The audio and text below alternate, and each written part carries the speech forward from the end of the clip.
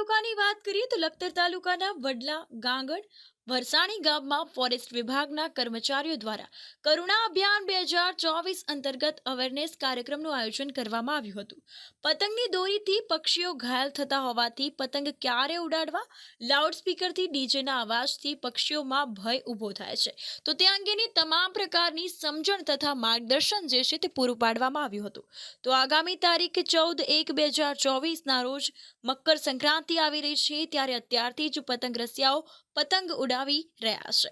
તો ત્યારે આકાશમાં ઉડતા પક્ષીઓ પતંગ ઉડાડવા માટે ઉપયોગમાં લેવાતી જે કાચ અને માંજાયુક્ત દોરી જે છે તેનાથી ઘાતક સાબિત થાય છે। તો સાથે પતંગ રસિકો મોજ કરવા માટે ધાબા પર ટેપ લાઉડસ્પીકર સહિત ડીજેનો ઉપયોગ કરતા હોય છે, તો આ અવાજથી પક્ષીઓમાં ફફડાટ ફેલાય છે, તો ઘણીવાર નિર્દોષ પક્ષીનું મૃત્યુ પણ થાય છે।